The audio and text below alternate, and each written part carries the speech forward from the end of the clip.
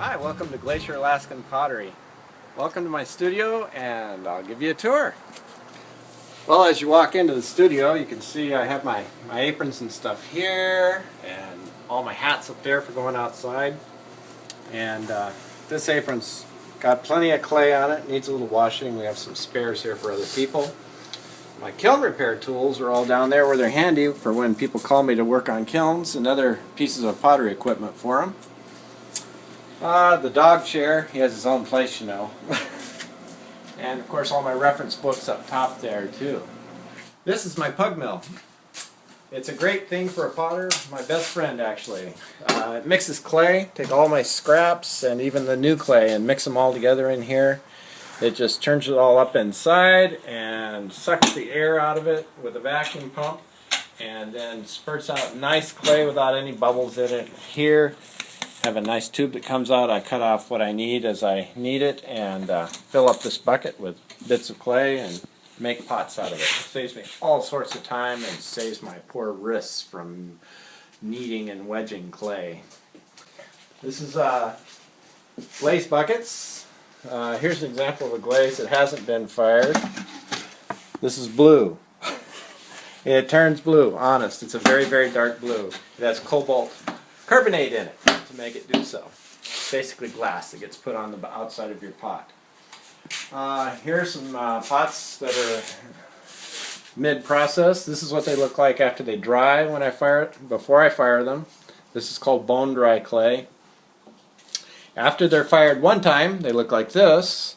This is bisque fired clay, and they're at this point fairly hard but very porous, and all the water is that's in the clay has been removed by the heat, so they're much harder.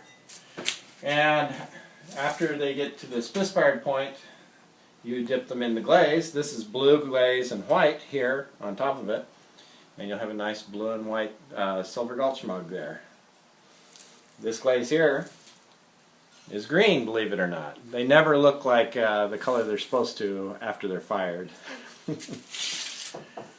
And have several orders going there.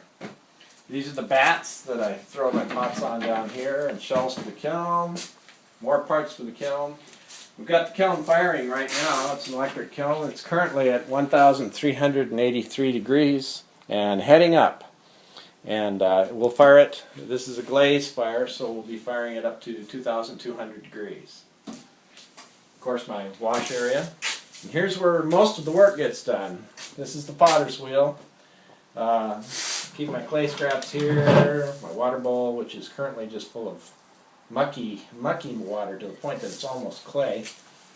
And then stack my pots on here and on these shelves when I make them, and work clay here, and roll it out and stuff here for handles and things like that.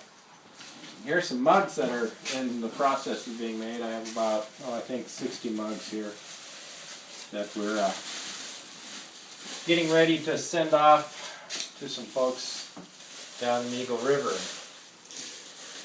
So that's a good day's work for mugs. And we'll be putting handles and labels on those. And then of course extra clay and more materials are kept down there. And the only other thing I have is out here in our the next room, where there is very poor lighting. As well, can you see me still? Yeah. Okay. Okay, this is a slab roller. You lay a chunk of clay in here, in between the two sheets of canvas, and you just roll them through like that. And out comes a nice slab of clay. And with that we can make things like our brown sugar keepers, which we have a few of here. These are the mousse brown sugar keepers. And we make about 5 different types of those that are really fun and keep your brownies and your brown sugar nice and moist when you need them that way. Well, thanks a lot for the tour and have a good day.